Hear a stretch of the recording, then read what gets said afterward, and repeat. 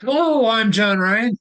And I'm JD Orr, and this is the Keeping Up with the USA Team Handball Women's Podcast, a US Handball Talk. So, Keeping up with the USA Women's Handball Podcast. All right, little cross promotional there, huh?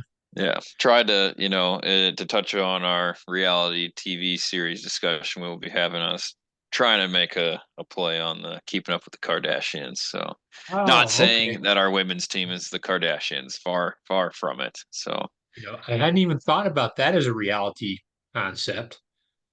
Um, I mean, we'll delve into it. But one of the little side points that I'd forgotten to put on the couple charts I put together is, there's all sorts of social media people out there in the world. I'm sorry to get off track before I talk about. oh yeah, Like I've watching baseball a little bit more now that I bet on it fairly regularly, and so they had the funny point of saying that Paul Skeens and Livy Dunn were like a low rent uh, Taylor Swift and Travis Travis Kelsey. Kelsey, like a lower version. And I go, well, maybe we could even get we could go down a step or whatever. But there's a lot of social media people out there, like the Cavender twins. Do you know who the Cavender Yeah, twins are? yeah, Um, for those that don't know, they're maybe somewhat above average basketball players that were very clever on their TikTok and they got a lot of followers. Um, and they're probably not good enough for the WNBA. Um, but whether they're probably too big social media to say like, wow, I could join the U.S. Women's National Handball Team and increase my exposure. Then it'd be like, no, you guys need to pay us yeah, to come to you. yeah, But there's probably, in the social media hierarchy, there's probably somebody out there that would be looking at this as would see it as an opportunity, become an Olympian, um, and also play a pretty cool sport, and if yeah. it was part of a reality show, all the better. Um, so, well, a little bit ahead of ourselves here, but yeah, Yeah. what we're going to talk about is the reality show concept and how that might play out. Um, and I had a commentary that I wrote, which was I'll see if I can pull it up here. You go ahead and talk while I think. Yeah.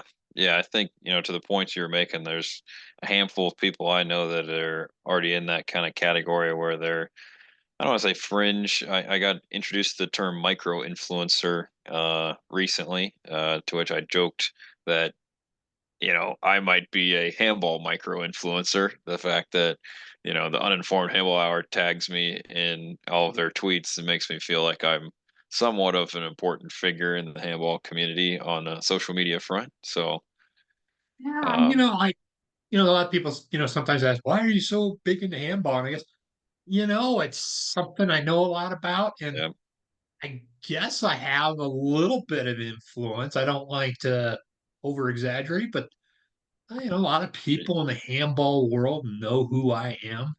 yeah, They might have a positive view or a negative view, but um, sometimes I feel like I can actually influence the discussion. Um, but yeah, ABA, he's a beach handball yeah. influencer. He's probably top 10 beach handball influencers. I have no idea. I Oh, mean, I think you can confidently say that. Uh, I don't track the numbers exactly what it is in other countries. I actually did for a long while there. I did track social media growth. I compared my site to USA Team Handballs to the EHF to Handball World. It was a very interesting data point. mhm. And likes and follows, they only mean so much. Right. They mean something And that they're can different on eventually each site. So each site has a different, value to it. yeah, exactly. And for a guy like me who doesn't really like it, I kind of like Twitter. I'm more of a words guy than a photo guy. Hmm. Um, but like when Instagram came out, I was like going, damn it, another freaking social media platform that I have to learn, figure out, and I still haven't quite figured it out. Yeah. Um, and some people love that stuff. But um, before we go into who we might get to be on such a show, um, I'll talk briefly about why such a show, and why the focus on women's handball. And basically, my point is we're kind of lucky with the U.S. men. We've got quite a few guys that are already playing professionally. We pretty much have our team set for 2028. There might be one or two Yeah. people that come out of nowhere, but probably not. Whereas with our women's program, we got a great group of young women, hardworking, and you know, you know, hanging out of their own pockets, which our men are also doing. I don't know what the exact numbers, to raise their hand and compete for the U.S. And they are doing a great job, promoting themselves, getting the word out there. But as a handball observer of many years, I'm thinking, comparing them to the national team I saw practice almost every day for 2 years in the '90s, they would get annihilated by that team. Not because they're not trying, not because they're not working hard. It's just that they had quite a collection of athletes back Yeah. in the day. Um, and we have some dual citizens that are decent players, but the overall talent level, I just don't. Everybody can get better as an athlete. I played basketball into my early 40s on a regular basis. If my 18-year-old self could see me dribbling the ball up court and leading the fast break for my over 35 team in France, he would be amazed at my ball handling skills that were totally non-existent. Every athlete can improve, but every athlete has a ceiling. And all I can say is anybody that's has a concern is I have personal, vivid experience with not being good enough, and I proved them wrong. So don't like what I'm saying. Don't like what JD's saying. He's a little bit more low key by saying, "Hey, I'm trying to find athletes to replace you." Yeah. Um, just just making myself very clear. I know exactly more than most people how that feels, especially from a handball context. Um, you can add to that, JD, or we can Yeah. we can Yeah. No, I move mean, on. I'm in the same boat.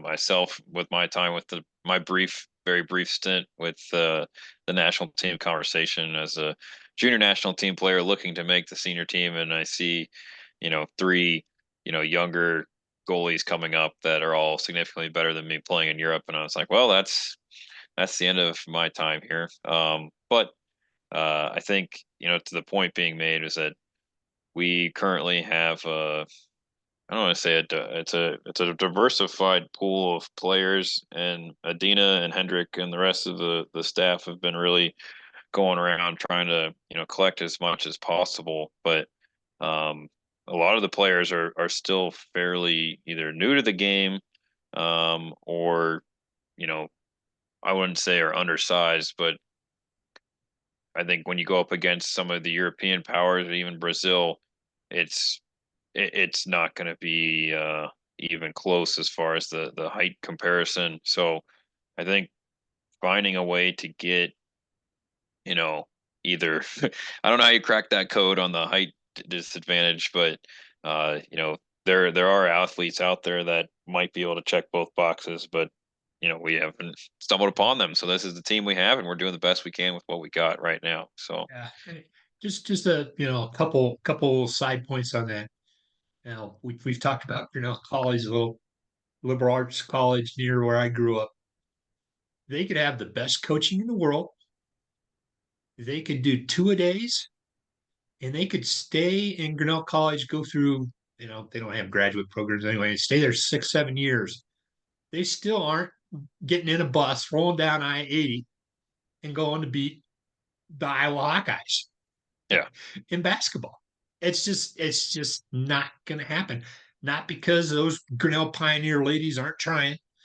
It's just everybody has a ceiling, and I'll put a link to my ceiling article. I'll talk. The Air Force handball. I mean, I helped coach, and develop my replacement on the national team. I knew it. I could see it. Dave DeGraff. He was bigger than me. He was stronger than me. He has no jumping skills. I could jump better than he could, but I knew and he had a great attitude. I knew it was just a matter of time before they would push me out the door at the circle runner position. Um, and for what and, it's and worth, to finish that story, he went on to be an Olympian. And exactly. I'll take a little pride in being one of the guys that helped him on his way to do that. Um, as a side, if I had the same skill set and had been taught at the same level, I would have played in Germany for 10 years because Dave had offers after the Olympics, to go play in Europe. But it's just something that he's doing very well for himself. He's yeah, a CEO for a company in auto parts Michigan. manufacturer. Yeah. But hey, let's get into the actual concept of a reality show. And I kind of gave my bit in the spiel. You tell me what do you think your ideal version of a reality show? What would it look like?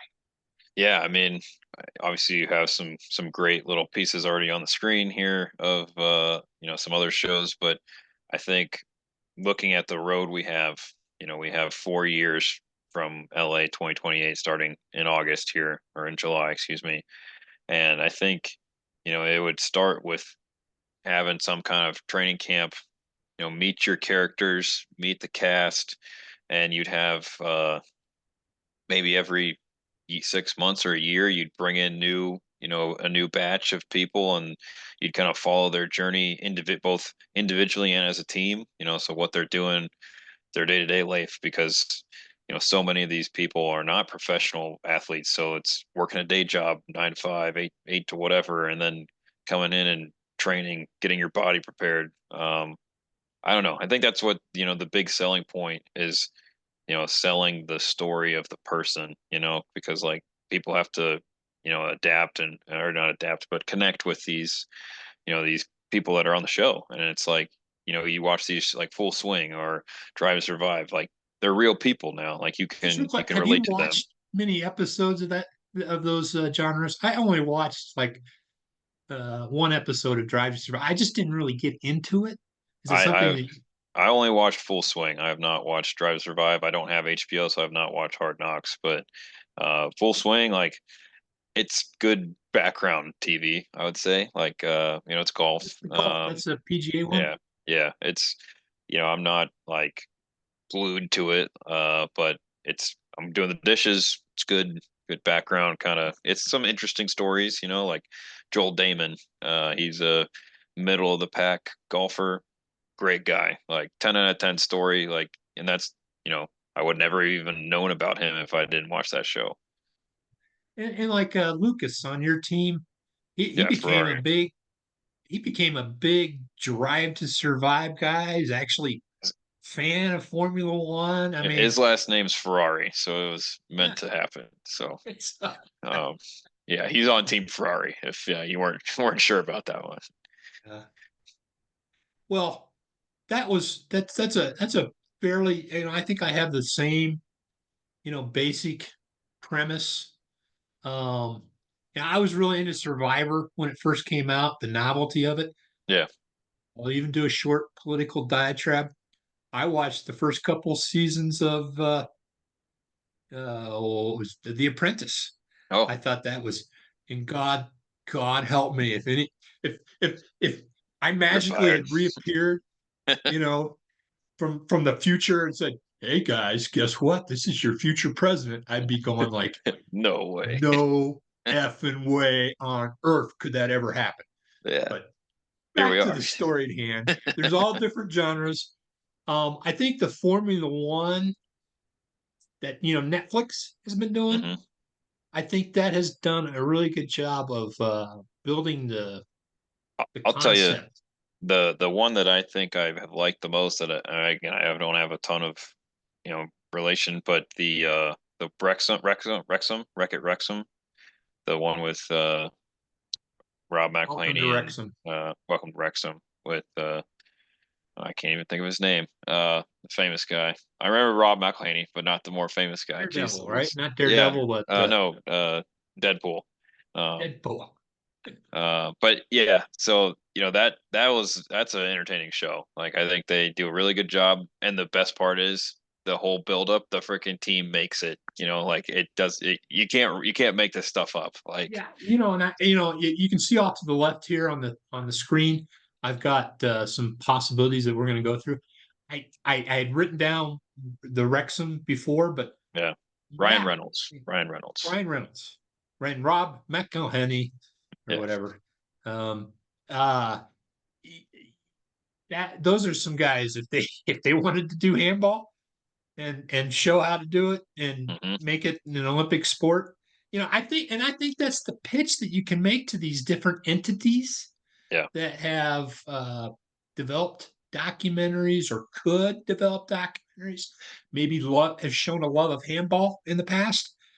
That you could, yeah, it'd be nice to get up in a higher division in English soccer, but wow, wouldn't it be great to put Catapult a together sport. a team for the United States? Yeah. That'd be pretty kick ass. And you Yep. could probably do it cheaper, Significantly. probably. Yeah. Uh, and that's the other part that I talk about this. In a sense, it would pay for the type of training residency program that we had back in the day. It could do it at an austere level. It could do it on steroids if they really wanted to. Yeah. Go hire the retired coach that used to coach Norway and bring her to nothing against Coach Borsos, but Yeah. you know you The could more the you could merrier. hire any coaches, any trainers in the Yeah. world that you wanted to bring in to and even somebody who doesn't even know handball just because he's good for the storyline. I mean, Yeah. who knows? You know, um, Lisa Bluter, she just retired from the University of Iowa. She could come in and turn over, rebuild handball in the Yeah. U.S.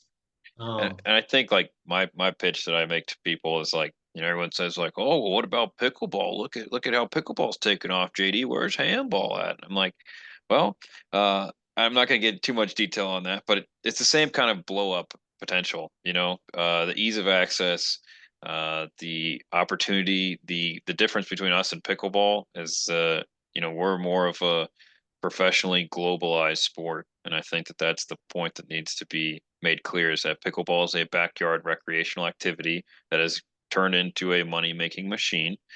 Same with spike ball, same with some of these other games, cornhole, whereas handball is a legitimate professional sport. Um, already in the Olympics. yes. So, Okay, yeah, so go ahead. welcome to Wrexham. We should have brought those guys Yeah. in. So what my intent is, I'm going to try and do a little short post, and I'm going to try and sneak into their DMs, slide in, try Yeah. and get somebody somewhere to go. "Yeah, maybe this is something we could do. Who knows?" So yeah, Netflix, the people that made those shows, they're probably got 100 people pitching to them left, right, and forward. But Here's if my you look at second. all the shows, they're all fairly cookie cutter. You know what I mean? Like I don't want to say cookie cutter, but it's the same concept. It's just a different, activity, different cast of characters, but the same general, following the day to day. Maybe there's a larger arching story. Like this is real life, like this has got to happen. Like, I don't know. But anyways, Are you familiar with Athletes Unlimited? only because USA Team Handball did some partnership with them a while ago. I feel like I wish. vaguely. No? Okay. I was pitching that. I was suggesting that. I was saying, hey, they were in Chicago doing the softball the same time that USA Team Handball had that tournament there. I said, well, we should swing over there, try and talk to them. Athletes Unlimited is a women's professional sports entity, Okay. and they have. Let's see if I can pull up their. Sometimes when I switch the, like, do you? I'm not seeing Let's it see. right now if you're Okay, so I'll you change stop the it. share, and I've definitely uh, have heard of them before. Maybe is during some of the NAIA kind of conversations that they were going to support help with getting women's teams off the ground, but so what they have done. Let me see if I can find it farthest left, here. second to the There we go. left. So they have developed these short little 6-week leagues for women's athletes. They Oh, have a volleyball, they have a softball, they have a basketball, even women's lacrosse professional league where it's focused on the individual athletes trying to get points. Um, they mix up the teams so like pick teams and you get points for being, on the winning team kind of thing. on the winning team doing well in your X game. stats, whatever. Yeah, yeah, Yeah. So there's all sorts of little uh that's its little thing, if you will. It's their differentiation thing. They have teams, but it's the teams change. So it's more focused on the athlete and what the athlete does. So the athlete can market themselves as opposed to a team that's going to go away in 6 weeks, if you will. It'd be like if yeah, uh, the PLL, they have the same sort of setup, except they keep in the same location. yeah, Um, and so, from my perspective, I don't think they're doing much in terms of documentaries, but man, do they have a concept that could be adopted to handball? yeah. They're already doing 6-week leagues in other sports. They probably turn athletes away who just aren't good enough or they just don't have enough room. And maybe some of those athletes, if you were to identify them, volleyball, lacrosse, basketball, A lot of transferable softball, even sports softball. here. We've had softball Olympians that you could say, "Hey, we're doing this other thing with USA Team Handball. We're going to have a 6-week league. They're looking for more players to broaden their talent pool. They've even brought in a few younger pros from Europe to help the flow of the league and our current athletes. And boom, you Yeah, could have the beginnings of a broader talent pool and something that you could have a documentary around, if you will. yeah. I mean, that takes care of it pretty quick and easy right there. I didn't maybe connect all these dots, but I mean, I'm looking at the schedule they have here, and I'm seeing ESPN2, ESPN News, ESPNU. Like, are these games broadcasted as well? Their activities? Yes, they are. You should So, check it out, see what you it's know, like. even further Um, exposure. yeah, they're not in the business of getting big, huge attendance. Like I said, they have them in the same place. They have the teams changing, names and composition. So it's hard for to something like Wrexham, Yeah, where everybody's been following the team for 50 years. These are teams that change from week to week. yeah. You're here. Yeah, So interesting. and here's one other little aspect of it that's kind of interesting. It is owned in part by George Soros's son, who probably has bank, and Yeah, he's Hungarian or of Hungarian descent. So maybe he would be interested in, his dad's one of the popular sports in his dad's home country. maybe. I Yeah, I Dana can don't play know. that card. So, It, uh, it's to me, there's possibilities there. So um, let's see. What was my second next concept? Oh, um, So this doesn't show up. So I have to reshare. I don't know how to Shouldn't be change able to just the. share the screen. That's the Well, it changes when I do the thing. Um, so I'm sure you've read this article before. This is probably the most famous I Love Handball article written ever during the Olympics by Bill Simmons of The Ringer now. mhm, This was in Grantland um, many years ago at the 2012 Olympics. He didn't know what he was going to see. He fell in love with the sport. He has also done. He had a very short-lived show where he actually. Yeah, I actually saved the quote. Uh, Make handball great again. It was during the 2016 presidential Trump election. campaign. Yeah. Um, I have to work on my sharing screen capabilities. So on this HBO show, he talked a little bit about handball because he had fallen in love in it in 2012, and he said, "I believe we need a billionaire to save USA handball. Some wacko who will bribe 8 NBA players and bring us handball gold. Is it you?" And he had a picture of Trump Donald Trump. up there at the Yeah. time. Might have been a better Yeah. task for him, but we won't get into politics.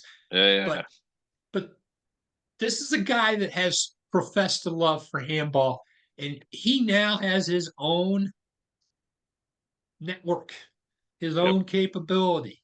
Um, if you listen to the Bill Simmons podcast and his other network of podcasts, they could do a whole podcast style serial on what's being done of handball, and you could mix in video with that too.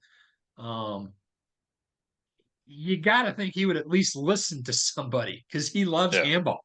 He loves the sport. Document it. Um, the other component to it, and I thought I had saved it. I must have accidentally deleted it. He had Michael Lewis on his show once. And for those of you who don't know, Michael Lewis is the author of Moneyball. And that was another conceptual idea that I had is what if you got Michael Lewis somehow involved in it? Yeah. Writes a lot of books. Um, you know, he is somebody that in theory could uh, use it as a project in conjunction with one of the other uh, possibilities. You'd have Michael Lewis somehow involved in it. I've even thought about the Freakonomics people. You Yeah. know, how would you? This is more of a documentary, which would be more. I haven't seen Wrexham and how they built their team, but this is something where you could like really deep dive into the analytics of handball and use American know-how, to build your team Yeah. strategically. It would be a fun possibility, I think. Um,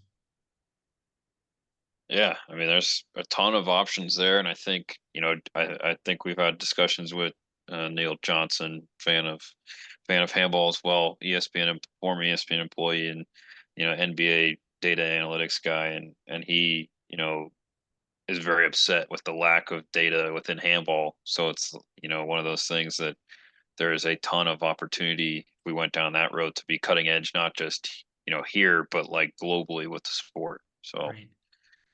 Another possibility is ESPN. They have, their whole women's brand thing. They do a lot of documentaries. Um, Stephen Scott Van Pelt, big fan of yeah, handball.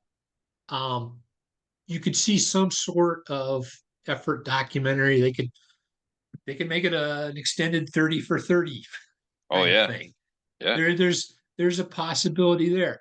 Um, this is an out of the box one. You guys were able to meet and befriend those folks.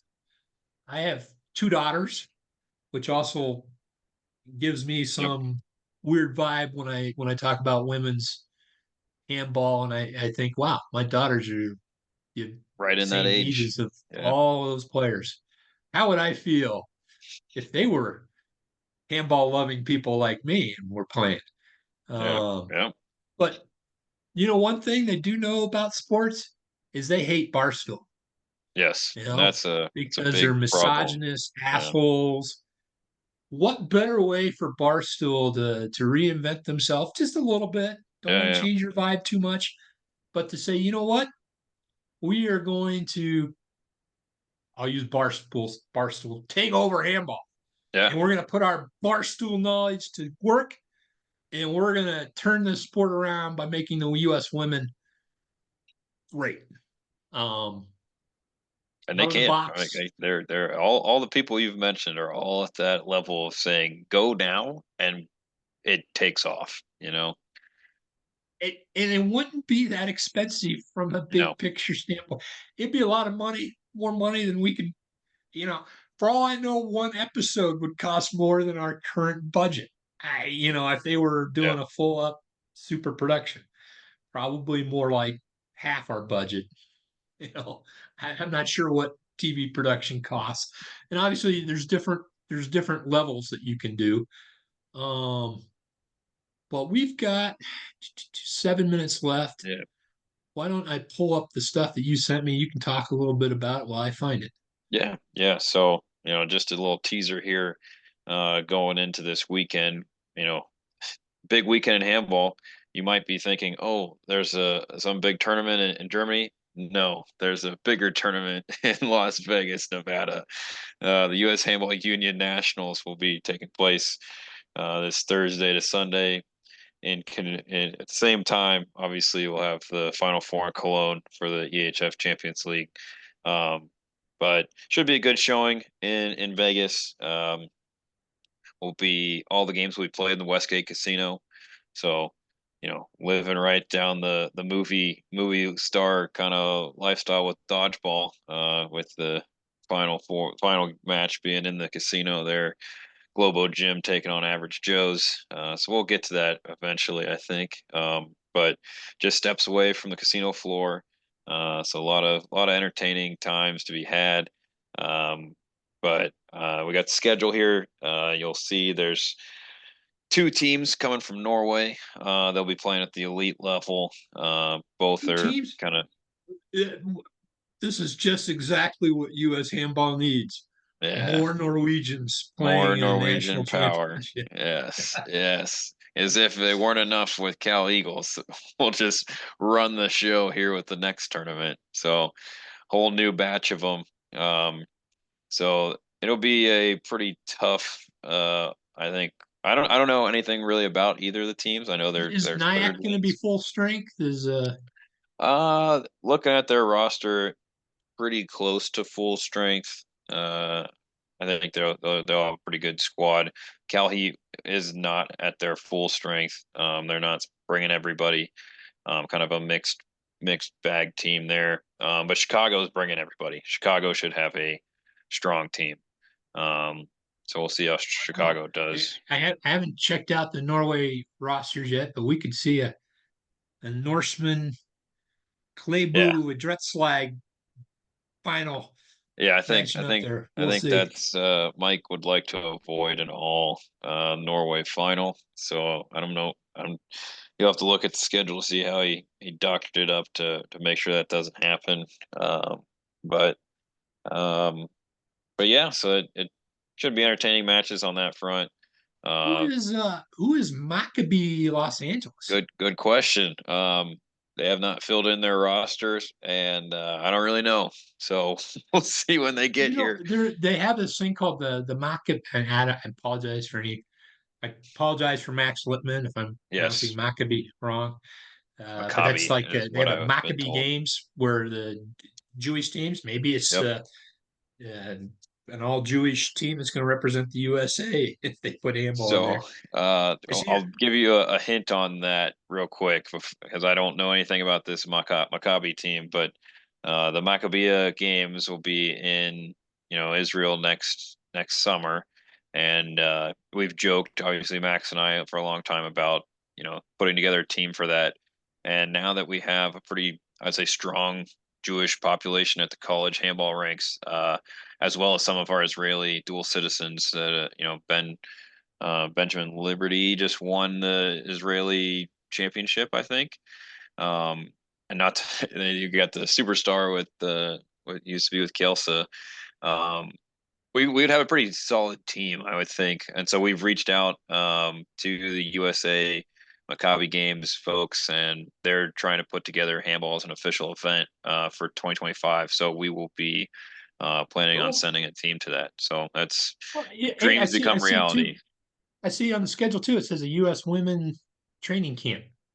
Yep. So coordinated with Adina, and they'll be having a training camp during that time slot. So any ladies trying to get some looks and maybe some attention, as well as just getting more reps in front of some eyes is always good. So we got the court time, so make sure we can get people in the gym.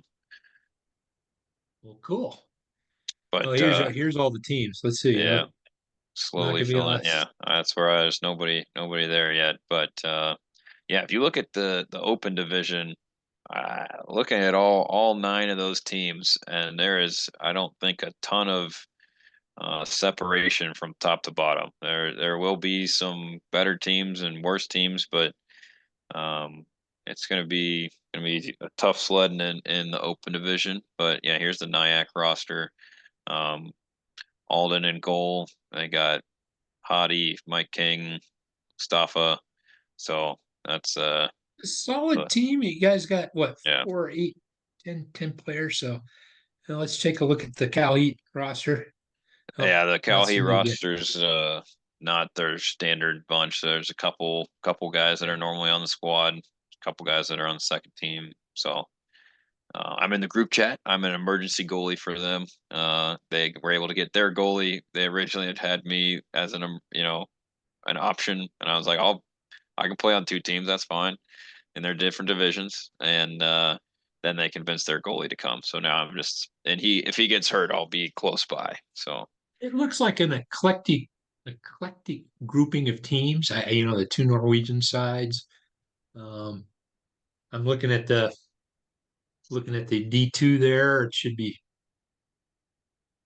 I would guess. If I had to guess, I would say Dallas and Miami will have strong teams, but I could this be is wrong. Miami's second team, so Oh, okay. it's All not right. Inter Miami. Miami Storms is their second team, so that's where it's. Yeah, that's what I'm saying. Like I agree with you. Like Well, on run that paper, time though, JD. yeah, Real quick, is it going to be streamed? all games will be streamed on the USA Handball YouTube page. So check out the YouTube page for viewing options. Okay, great. Well, I'll put a link in that in the show notes, and we'll continue the discussion. Like I Yeah, said, I'm going to put in little mini articles and try and slide into people's social media to get them to bite. But we'll see. All right. So for JD Orr,